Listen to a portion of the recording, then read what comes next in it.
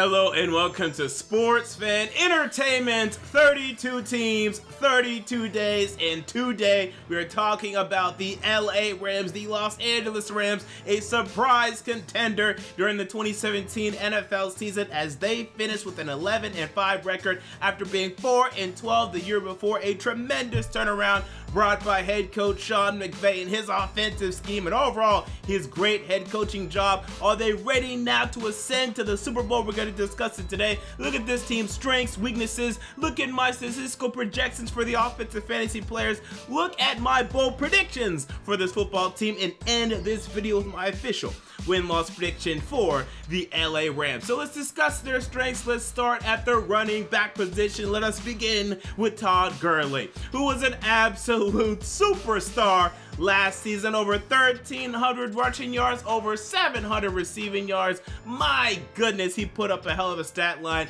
and he was an MVP candidate, deservedly so. Now, he didn't win it. I didn't think he deserved to win it, but damn it, he got hella close, and I admire him for that, and I'm expecting more of the same from Todd Gurley this season. We're going to get into that in a moment. We move on to their next strength, and how about their offensive line? We start with left tackle Andrew Whitworth, who, yes, although he is getting up there in age, he is still one of the better left tackles in the NFL. They have Roger Saffold at left guard, they have Jamon Brown at right guard, they have Rob Havenstein at right tackle, and John Sullivan in the middle at center. This is one of the better offensive lines in the NFL, and this is surprising to say after it was a huge weakness for the Rams only 2 years ago. They've turned it into a strength. Sean McVay has turned it into a strength. They're opening up holes for Todd Gurley. They're protecting Jared Goff, and that is what we love to see. We move on to the next strength for the LA Rams, and we're going to go with their defensive line.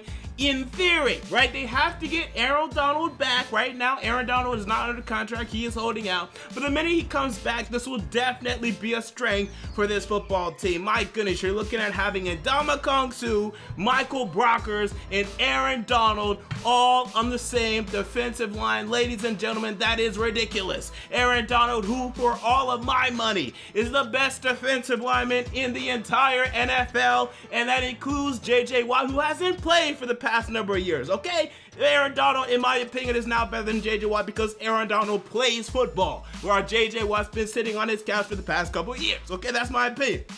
And then Michael Brockers and Ndamukong Suh. Yes, Ndamukong Suh has his character concerns, but look, in Miami, he actually was pretty relatively quiet to me. He did his job, did it well. The Dolphins just paid him way too much money. That was their fault. I don't know why they expected a defensive tackle to save their team. That was nonsense. In this role next to Aaron Donald, Suh should absolutely have a great year. The defensive line is yet another strength for the LA Rams, and for the first time this entire series this year, I have to give a fourth strength. I'm giving another strength, and I have to give it to the cornerbacks because the cornerbacks are yet another strength for the LA Rams. You'll get Aqib Talib and Marcus Peters, this cornerback duo that they currently have in LA. That is a great cornerback duo. Marcus Peters, one of the top 5 cornerbacks in the NFL. He's been a beast for the Chiefs for the past number of years. Why they traded him, I will never know. And Aqib Talib, yes, he's getting older. He could be a bit of a headache, but he still has 1 or 2 good years in him. I'm still expecting a high level of play from Aqib Talib. And by the way, Nickel Roby Coleman as a slot corner has been one of the best slot corners in the NFL for the past couple of seasons. So that is a nice cornerback trio in LA, and the fourth strength for the LA Rams. However, we do have some big weaknesses though, and these are weaknesses that are really concerning me, and we're going to start with the biggest weakness, the one that is screaming to me, the one that I think will ultimately stop the Rams from winning the Super Bowl this season. And that is their linebackers. People, I am not in love with the linebackers in LA, particularly the outside linebackers. We're talking about Ryan Davis, who's been one of the most mediocre pass rushers and outside linebackers in the NFL for the past number of seasons. Matt Longacre, who's currently nursing injuries, and even he is only okay. Samson Ebukam, okay, who hasn't really impressed me at all in the NFL. Edjuan Price, I haven't seen anything from this guy. This team lost Connor Barwin, they didn't replace him. This team lost Robert Quinn, they didn't replace him. And yes, Barwin and Quinn, their best years are behind them, but they didn't replace them with anybody. Chris Long, who they lost a couple seasons ago, still had a great year for the Eagles last year. They didn't replace him. This is becoming a problem. Where will the pass rush come from for the LA Rams? Now, yes, it will come from Aaron Donald. He will supply a lot of it. but he's going to need help. And Ndamukong Suh can rush the passer, but if you're going to rely upon Suh and Donald and nothing outside, that is a problem to me. People, you're gonna need to have people coming off the edge, because if not, you can simply just allot some of your tackles to provide more inside help for Donald and Suh, and then you're neutralized. You're getting no pass rush. And yes, Marcus Peters and Aqib Talib, they can cover for a while, but they can't cover forever. Even when they have LaMarcus Joyner and John Johnson over the top, eventually that coverage will crack.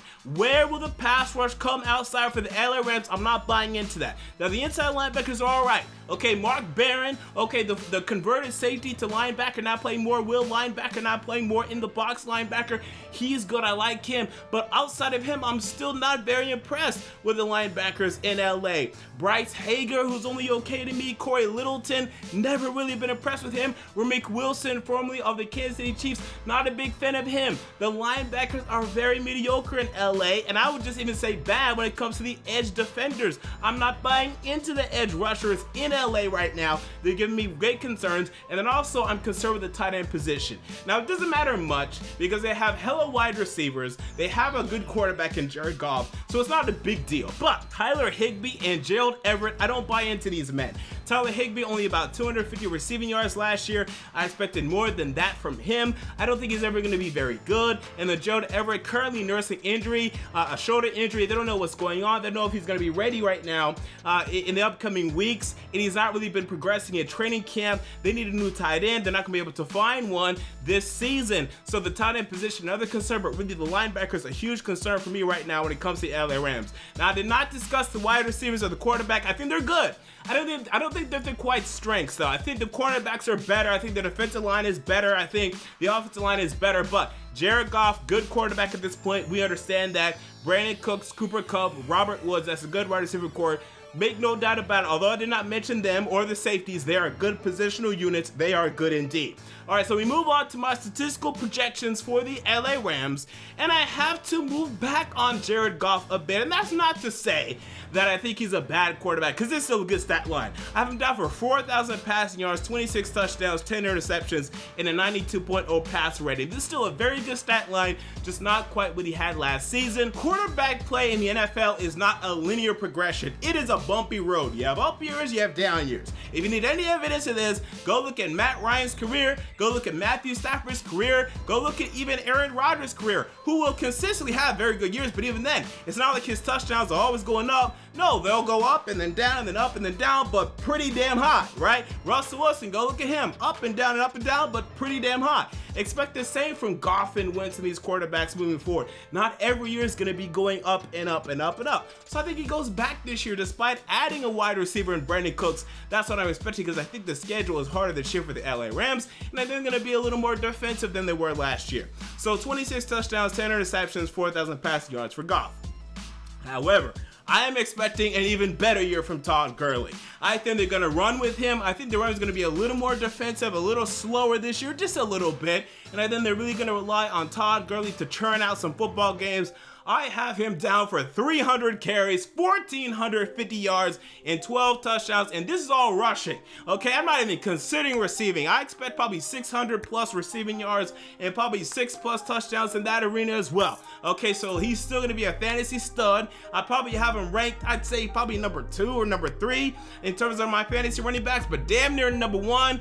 Damn near number 1. So if you can get Todd Gurley, because man, he's gonna have another great year to me. And then Brandon Cooks, 70 catches, 1,000 yards, and 6 touchdowns. I think he will lead the pack in terms of yardage for the Rams. I think Cooper Kupp will have the most receptions, and I expect Robert Woods to actually be number 3. And disappoint a little bit. I'm only expecting about 600 receiving yards from Robert Woods. I think he'll take a step back behind the more talented Cooper Kupp and Brandon Cooks to me. With that, so we move on to my bold predictions, and I kind of led on to this earlier, but my bold prediction number 1 is Todd Gurley has his best year yet. I think this is going to be his best year yet. He just just signed his contract. He's only entering his 4th season. I think he's about to explode. I think he's about to have a ridiculous year. You thought last year was good? Oh man, he's about to add upon that to me. Bold prediction number 2, I do believe the Rams extend Aaron Donald before the beginning of the regular season. I think the Khalil Mack problems in Oakland are real. I think these are fake. I think they're posturing. I think they understand how valuable Aaron Donald is, and I think they will pay him what he deserves before the season starts. But bold prediction number 3, and this leads me into my win-loss prediction. I think the Rams only go 10-6 this year. Now let me explain. Okay, first of all, let's discuss the schedule, which to me is a very difficult schedule indeed. Now they start week 1, they go to Oakland. Okay, and what did I talk about? My biggest concern with the Rams right now, their lack of pass rush. And although I do believe they're gonna get Aaron Donald under contract before the season starts, perhaps it's gonna take a couple of weeks. Imagine there's no Aaron Donald for this game. If the Raiders are able to just, in their home place, just throw the football, as they will do well this year with Derek Carr, I think he's going to throw for well over 4,000 passing yards. This could be a problem. You also face the Chargers, who can throw the ball well in week 3. We have the Vikings in week 4. You travel to Seattle week 5. I know Seattle's worse, but you still split with them last year. I'm expecting the same this year. Russell Wilson, no pass rush on Russell Wilson. He's going to run all over you, and he's going to throw all over you. That's going to cause problems. At San Francisco, hosting Green Bay in week 8. At New Orleans week 9, hosting Seattle week 10, hosting Kansas City week 11, going to Detroit week 13, going to Chicago week 14. I think Chicago's dangerous. I think they're going to be a playoff contender this year. Hosting Philadelphia week 15 and going to Arizona week 16.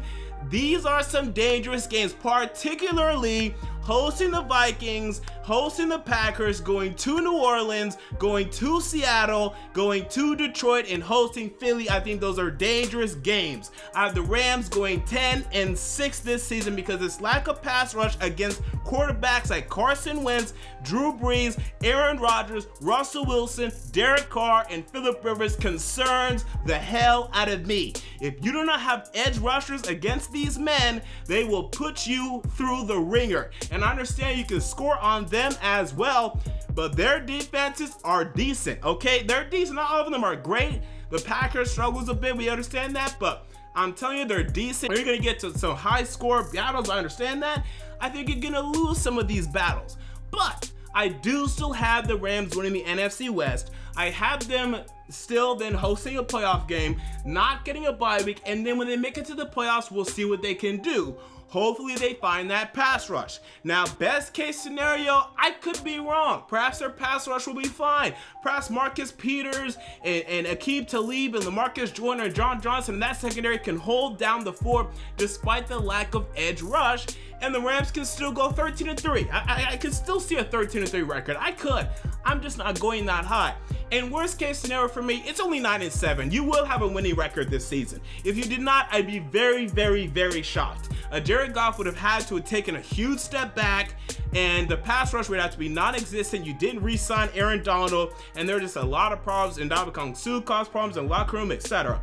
So worst case scenario 9-7, best case scenario 13-3. But unlike what I normally do, I'm actually gonna go on the lower end. I'm gonna go 10-6 for the LA Rams. I still have them winning the NFC West, but I don't think they're gonna be that 12+ win team a lot of people do, but still very good and still a Super Bowl contender. So there you go, those are my thoughts on the LA Rams. What are your thoughts? Comment down below. I want to know. If you enjoyed the video, make sure to like, comment, and most importantly to subscribe. I'll be back tomorrow for the Jacksonville Jaguars. Another interesting video indeed. This has been MJ of Sports Fan Entertainment, and I'm out. See you all later.